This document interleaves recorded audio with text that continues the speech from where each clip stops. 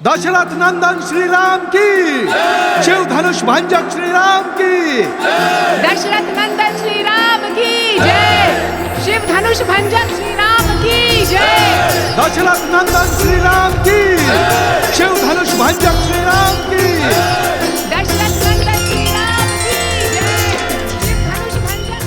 पिताश्री,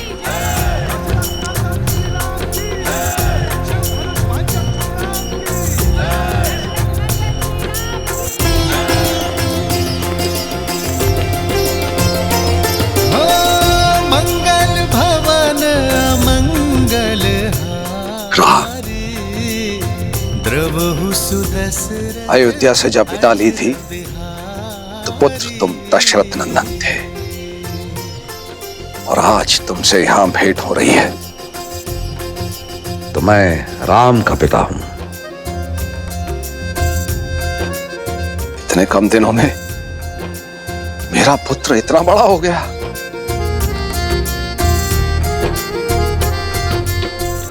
मेरा राम। आपकी चरणों की धूल के स्पर्श से ही ये सामर्थ्य पा सका हूं पिताश्री। इनका स्पर्श मुझसे आप भी नहीं छीन सकते। रघुकुल रीत सदा चली आई, प्राण जाए पर वचन न पुत्र, तुम्हारा स्थान मेरे चरणों में नहीं, मेरे गले लग जाओ पुत्र।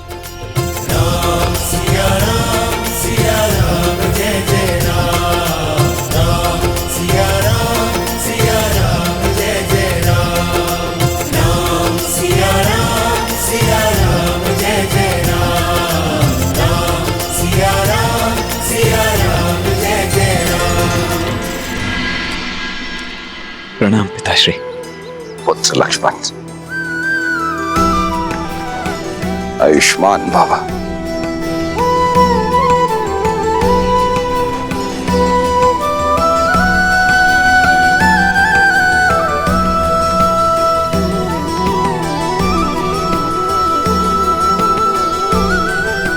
प्रणाम।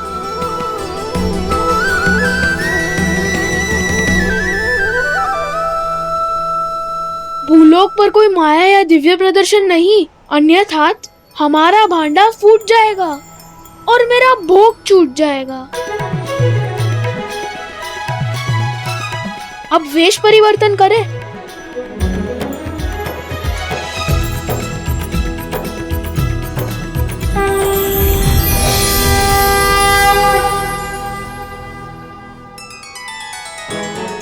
देवी सरस्वती और नंदी, संगीत का कार्यभार आप संभालेंगे।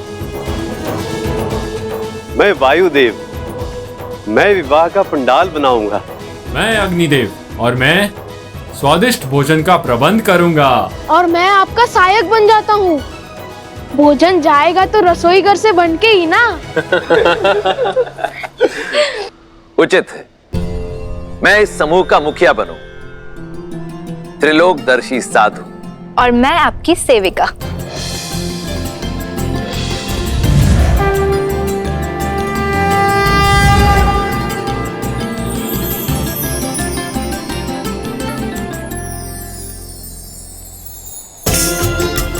चलिए, प्रस्थान करने का समय हो गया है।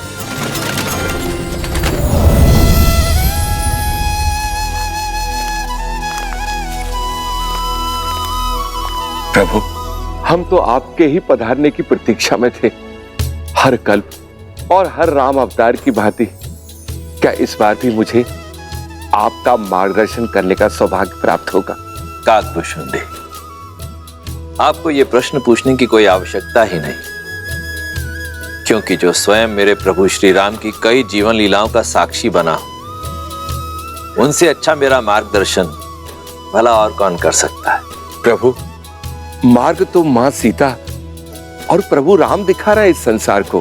प्रेम का मार्ग, त्याग का मार्ग और समर्पण का मार्ग।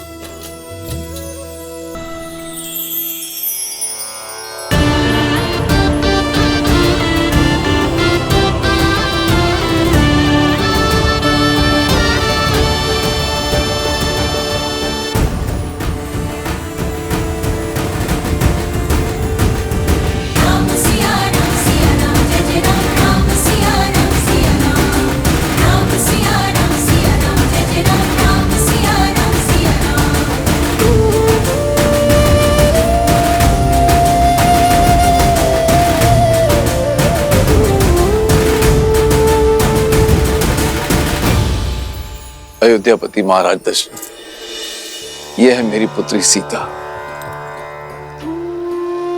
प्रणाम पिताश्री। सदा सौभाग्यवती भवा। और क्या आशीर्वाद दूं तुम्हें पुत्री। रूपशील हो, गुणवती हो, और सात्विकता तो तुम्हारे मुख पर है ही। अपने तेज से अपनी अयोध्या को सदैव दमकाती रहना पुत्री।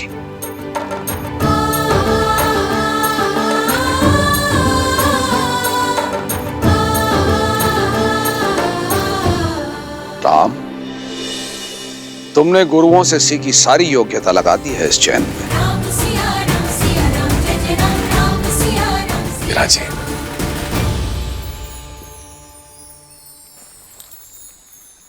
अयोध्यापति, अब मैं अपने परिवार से आपकी भेंट कराता हूं। सीता की माता से तो मिल ही चुके हैं आप। प्रणाम। ये मेरी छोटी पुत्री उर्मिला, ये मांडवी श्रुतकीर्ति। ये दोनों मेरे अनुज कुशाध्वज की पुत्रियां हैं।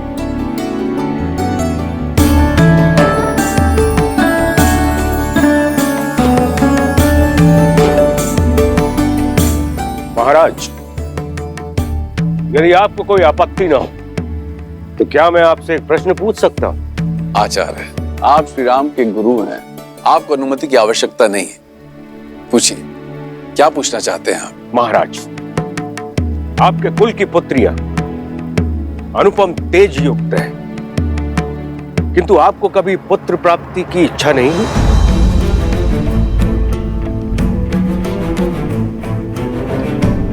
या फिर कभी इस बात का भय नहीं सताया कि आपकी मृत्यु के बाद आपको तर्पण कौन देगा, या फिर आपके लिए स्वर्ग का मार्ग कौन बनाएगा?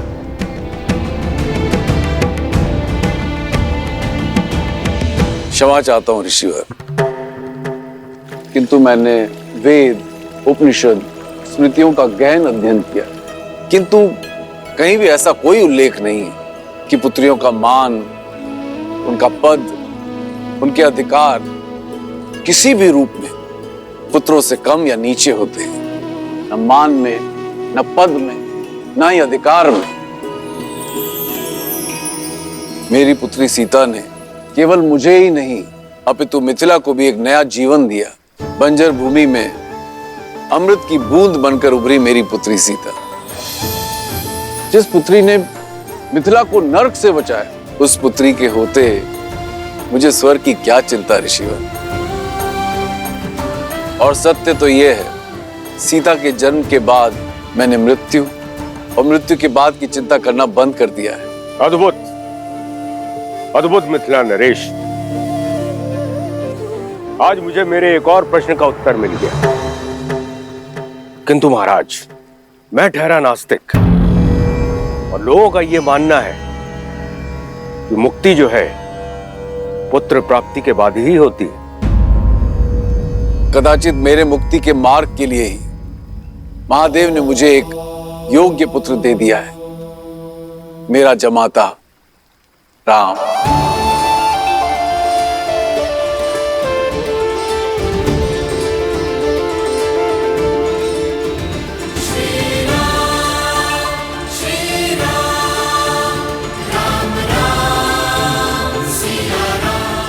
उचित कहा राजर्षि जनक, विवाह संबंध वर वधु के बीच ही नहीं, दो परिवार के बीच जुड़ता है। राम अब आप ही का पुत्र है। हम सबके बीच भी यही चर्चा चल रही थी मिथिलेश, कि क्यों ना आपको कुछ और पुत्र सौंप दिए जाएं। मैं आपका तात्पर्य नहीं समझा ऋषिवर। आपकी 4 पुत्रियां हैं जनक, और अयोध्या के 4 राजकुमार। इससे सुंदर संजोग और संबंध नहीं हो सकता। लक्ष्मण और उर्मिला, भरत और मांडवी, शत्रुघ्न और श्रुतकीर्ति का मेल आयु और गुण के अनुसार उत्तम होगा।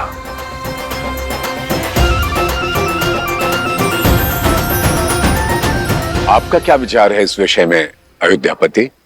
ऋषिवर, इससे बड़ा सौभाग्य तो हो ही नहीं सकता, किंतु इसमें मिथिलापति का मत जानना भी अति आवश्यक है।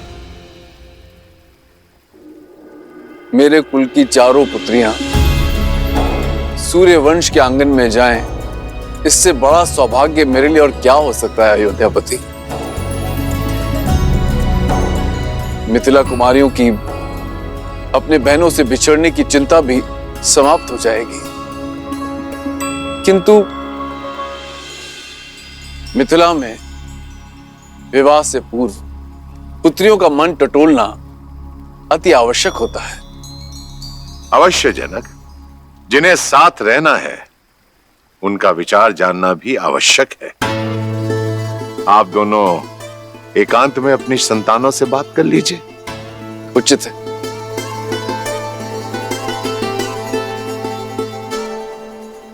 बोलो अनुज, प्रसन्न हो?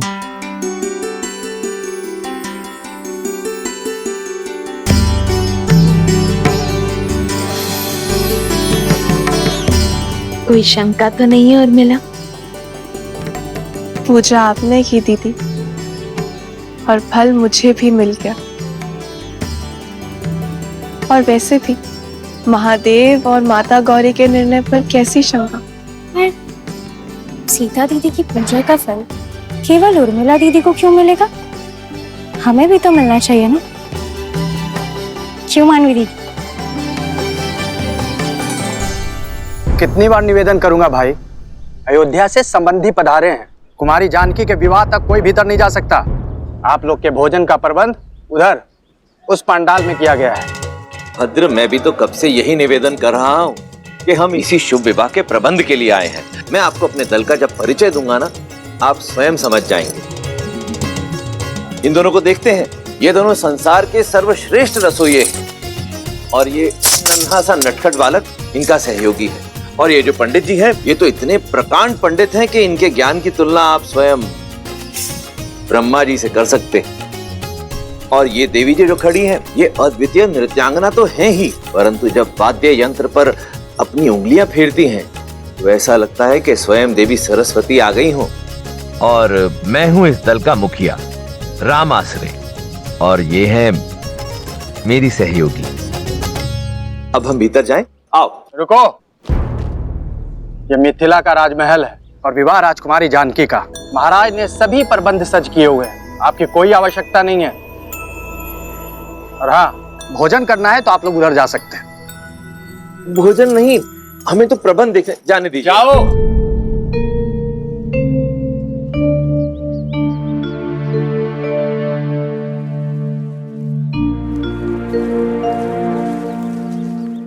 अब क्या करेंगे?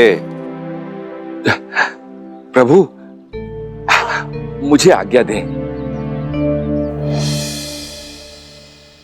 उचित है, आप जाइए। जी। मुझे भी आज्ञा दीजिए प्रभु। अब आपको किस बात की आज्ञा चाहिए? और कितनी देर प्रतीक्षा करें प्रभु? मैं अदृश्य बनकर वहां चला जाऊं? अदृश्य होना तो हमको भी आता है वायुदेव, पर दिव्य शक्ति प्रयोग नहीं करनी ना। गणेश, अदृश्य होकर बहना मेरा अधिकार है, और सबसे पहले भोग ग्रहण करना मेरा अधिकार है। मैं चलूं पिताजी? कोई कहीं नहीं जाएगा, सब यहीं प्रतीक्षा करेंगे। मैं कुछ सोचता हूं। जो भी सोचना है शीघ्रता से सोचिए, भूख से मेरा पेट दर्द कर रहा है। मेरा भी भूख के मारे जान जा रही है।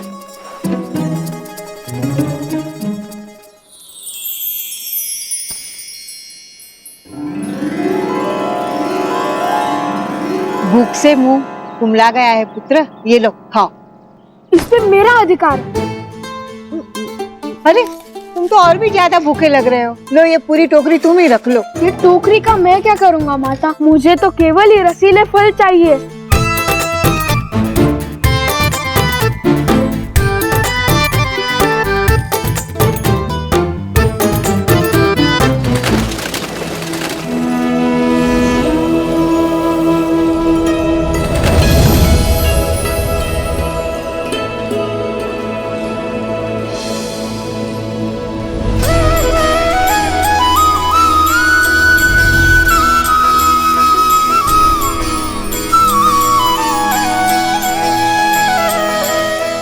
मिथिलापति, मेरे चारों पुत्र विवाह के लिए सज्ज हैं राजऋषि। मेरी पुत्रियां भी महाराज।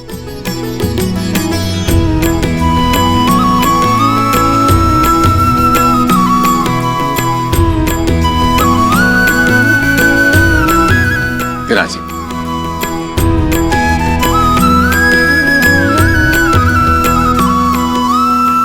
तो राजगुरु सतानंद, आज्ञा गुरु जी। तो विवाह की तिथि निकलवाई जाए। मैं शीघ्र अतिशीघ्र संसार के इस पावन मंगल विवाह की तिथि निकालता हूं। रुको सदानंद।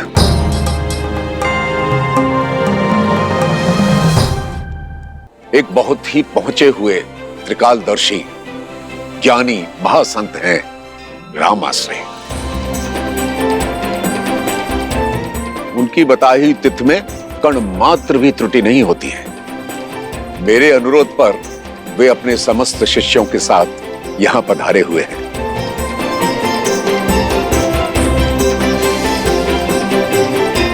मैं देख सकता हूं वो अपनी साथियों के साथ महल के द्वार पर प्रवेश कर चुके हैं।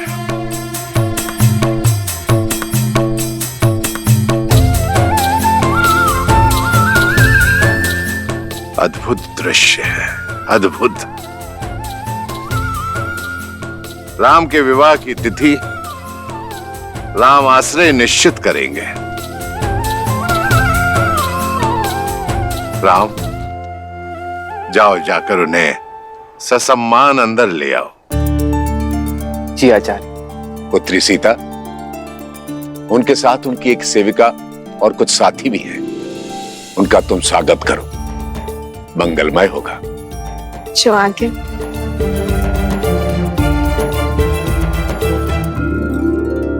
प्रभु, और कितनी प्रतीक्षा करनी पड़ेगी? अंदर जाने का अवसर कब प्राप्त होगा?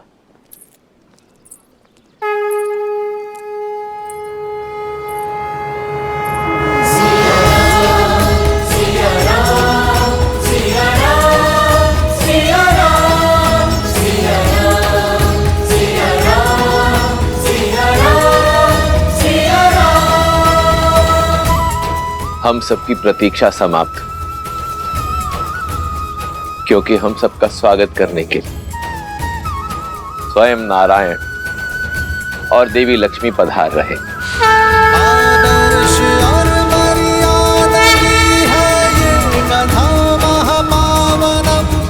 काटे मद श्री से मिलाने श्रीमद् रामायणम, श्रीमद् रामायणम, श्रीमद् रामायणम।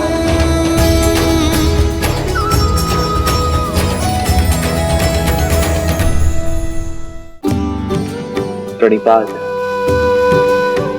त्रिकालदर्शी राम आश्रय। इस राम आश्रय के तो भाग्य खुल गए कि स्वयं श्री राम उसे लेने के लिए आए।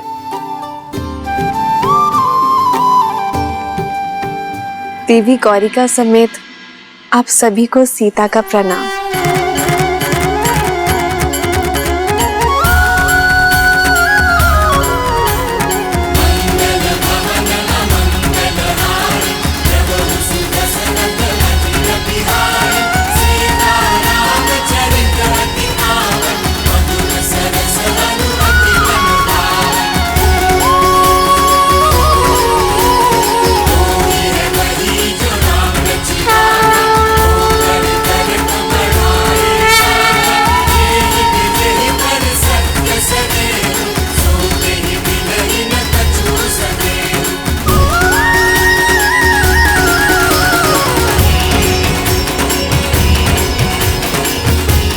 ये राम आश्रय आपको केवल ये भस्म ही दे सकता है। कृपया स्वीकार करें।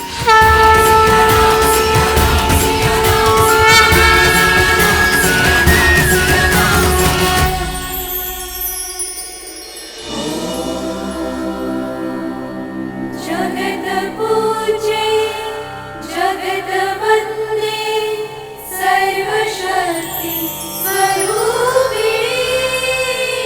आइए।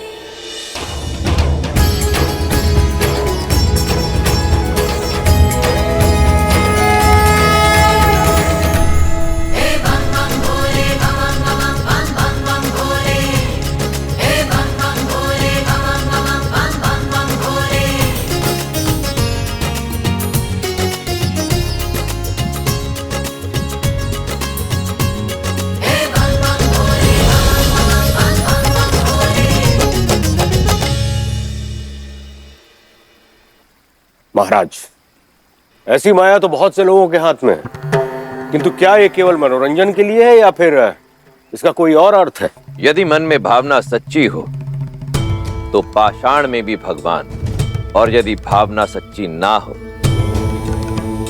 तो भगवान भी पाषाण है। भद्र जाबाली, परंतु आप तो नास्तिक हैं, इसलिए इस तथ्य से अनभिज्ञ हैं।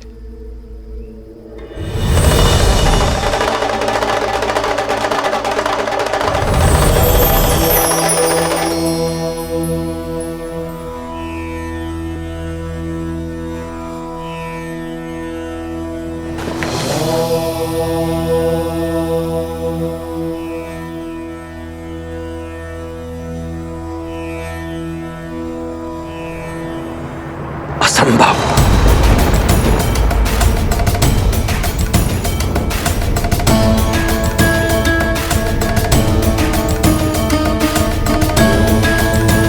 कोई समस्या है महाशय?